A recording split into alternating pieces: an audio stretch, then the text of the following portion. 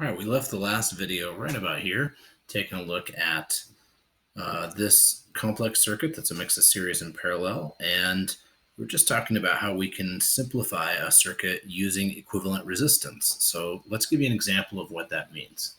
Now, this circuit would be really simple to understand how it's going to work. There's one resistor and one battery, so all the voltage supplied by the battery is going to be given and delivered to that resistor. So that means that we could predict very easily the current through that resistor, the power that it would be delivered to it, and that would be equal to the current the battery produces and the power produced by the battery. This one's a little bit more complex, but it's purely series, so we've done that before. Now this one is parallel and series. That's a little bit more complex. This is series within a parallel within a series, so kind of three circuits nested into one. When you see one of these circuits, one technique that you can use is to use equivalent resistance to simplify it down to a simpler circuit that functions the same way from an overall perspective. So let's take a look at how we do that. We've got resistor 1, which is 9 ohms, resistor 2, which is 6 ohms, resistor 3, which is 10 ohms, and resistor 4, which is 4 ohms, wired this way. So when simplifying the circuit, the goal is to replace resistors that have either a purely series or a purely parallel relationship with one resistor that makes the overall circuit simpler. So if we take resistor 1 and 2, they're wired in series, we could simply add them together. So the value of resistor 1, 2, we'll create a little row in our data table for that, would be the resistance of 1 and 2 together. 9 plus 6 is 15 ohms. Now, it's a mythic resistor. We're creating it to think about how the circuit functions in a little simpler way, so it doesn't actually consume any power. We'll account for the power that it would consume by thinking about the power that resistors 1 and 2 would each have delivered to them individually. Now, we've gotten the circuit a little simpler, we can simplify it another step. Resistor 3 and our new replacement resistor, resistor 1, 2, which is equivalent to 1 and 2 separately, are in parallel to each other. So we can combine these two resistors into resistor 1, 2, 3. We'll add another row to our data table. And again, resistor 1, 2, 3 is kind of a figment of our imagination, so it doesn't really consume any power. Now that resistor would not be resistor 3 plus 1, 2 because these were in parallel. It's the inverse of resistor 3 plus the inverse of resistor 1, 2, that quantity inverted. So it'd be the inverse of 10 plus the inverse of 15 inverted. As it turns out, that is 6. Now, once we have a purely series in this case, or if we had a purely parallel circuit, we could combine them all into one total resistor in one step. So the total resistance here would be 1, 2, 3 plus 4. So that is 6 plus resistor 4 happens to be 4 ohms. So that'll be 10 ohms. And I'm going to label that T. Total really just means for the whole circuit, though. We have to be careful not to think about total and sum, S-U-M, as the same. So if we have a 9-volt battery, I want you to recognize that as soon as you have two values like we do here and here that are true for any one resistor, and we do for this resistor here, that resistor would get the full voltage of the battery because it's the only resistor in the circuit, so it's the only place where voltage would be applied. And we know the resistance of that equivalent resistor, it's 10 ohms. We can calculate the current. So the current here would be IT equals VT over RT. So 9 over 10, that is 0.9 amps. Now check this out. I've already built this circuit in FET. So if we minimize the webcam and take a look at it in FET, here is, I'll turn on the values here, our 9-volt battery with that 9 and 6 ohm resistor as resistors 1 and 2, the 10 ohm resistor as resistor 3, and a 4 ohm resistor as resistor 4. And if I close the switch and I take our magic ammeter and I put it over the top of that wire, there's our 0.9 amps. We predicted the total current flowing from the battery in the more complex circuit by breaking it down into equivalent resistances. That's pretty cool. All right, let's go back to the webcam and see how much further we can get. Now, I would say power for last if you're doing a full solution for a circuit. And just work your way up thinking about voltage and current each time, applying what you know about series and parallel circuits. So this resistor replaced two resistors that were in series. If I put an ammeter here, and I put an ammeter here, and I put the ammeter here, they all measure the same thing. So the current through those two resistors is the same as its replacement.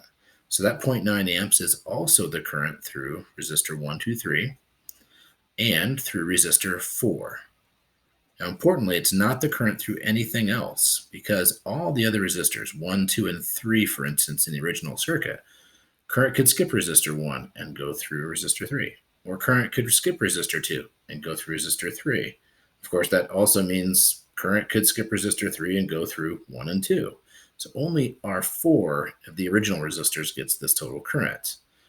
But all of resistor 1, 2, and 3, we work down to this resistor that is the equivalent of it. It would get all the current because it is in series with nothing else in parallel.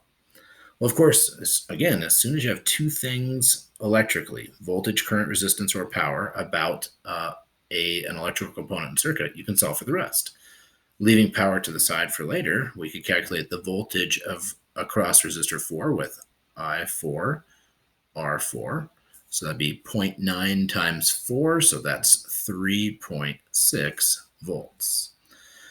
There's a couple ways to do the voltage across resistor 1, 2, 3. Since we know the total voltage would be shared between resistor 4 and it, we could do minus 3.6, or we could do 0.9 times 6. We'll do it that way. I1, 2, 3, R1, 2, 3. That'll get me the 5.4 volts.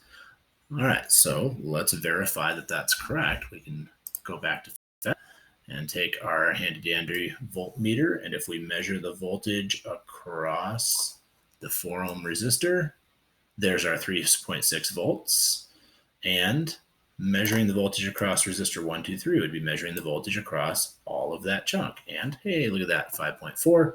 The negative simply means that we've got the leads reversed. We can switch that pretty easily. There we go. So again, able to make predictions about how this works without actually having to hook it up, which is the key here. We're trying to take what we did in lab and be able to predict it without having to actually set it up. All right, so we can keep going from here. As soon as, if you're doing a full solution like this, you know everything about each one of the resistors in one circuit, then just work backwards one more circuit. So the difference between this circuit and this circuit, resistor 3 and resistor 1, 2 were in parallel. So that means if I hook up a voltmeter here and here, it's the same as hooking up a voltmeter here and here. That voltage is this 5.4 volts. So that means that's the voltage across resistor 3, because V123 equals V3, and V123 also equals V12, because resistor 3 and resistor 1, 2, those two were in parallel, so they get the same voltage as each other, but importantly, not the total voltage, because those resistors would have to share voltage with resistor 4, which is in series with them. Now I've got the voltage across those two resistors. That, of course, allows me to calculate current. That'd be V3 over R3. 5.4 volts over 10 ohms is 0.54 amps. Well, of course, any current that doesn't flow through resistor 3 must flow through this path instead, because the junction rule helps us to figure that out. It doesn't cause it, but the junction rule helps us to realize that any current that flows in here, which would be the total, some of it goes through resistor 3, the rest of it would have to go through resistor 1, 2. So one way to find the current here would be to take 0.9 and subtract 0.54. We get 0.36 amps of current. The other way to do it would be simply to take 15 ohms and multiply by 5.4 volts. So let's head back to FET and verify. So the current through resistor 3, there's our 0.54 amps, and the current through resistor 1, 2 is 0.36 amps, and you can see it's 0.36 amps through both of them because resistor 1 and 2, which we replaced as resistor 1, 2, is actually in series. So think about what we're doing right now. We're treating this circuit right now as if the 9 ohm and the 6 ohm resistor aren't there. And we're treating it as if there's one 15 ohm resistor there. As it turns out, that functions the same way. There's our 0.36 amps, and the voltage across that is the same 5.4 volts. So by putting in these equivalent resistors, it allows us to make predictions about how the circuit functions and allows those predictions to be a little simpler. We can take them in smaller steps. All right, go back to the more complex circuit. So resistors 1 and 2 were in series to each other. So if we go back to the notes, we can apply what we understand about series circuits, that the current through any one path is the same. There hasn't been a junction, so the current in and out is, well, the same current. Not as the total, because again, some of that current could have skipped and gone through resistor 3, but it is the amount of current that resistor 1, 2 gets.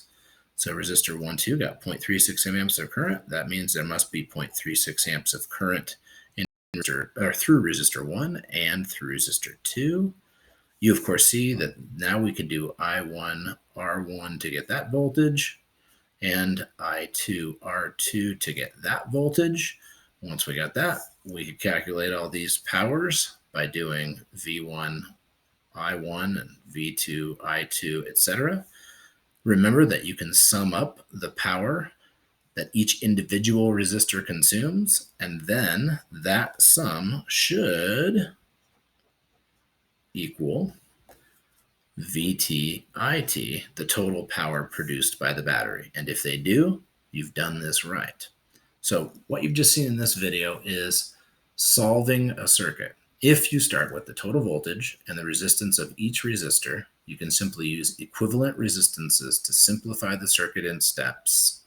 And then you can use each step working backwards back to the more complex circuit, applying what you know about series resistors or parallel resistors or series resistors again, to be able to predict either the voltage or the current through each one of the resistors as you work back towards the most complex circuit. There's 2 in here for practice, and on Monday I'll post the answers to these if you like. But again, these are kind of self-healing, so if you can kind of tell if you're doing them right on your own. If you try solving this and you end up solving for the power delivered to resistor 1, 2, 3, and 4, there are only 4 original resistors. Remember, don't add in the power of these mythical equivalent resistors.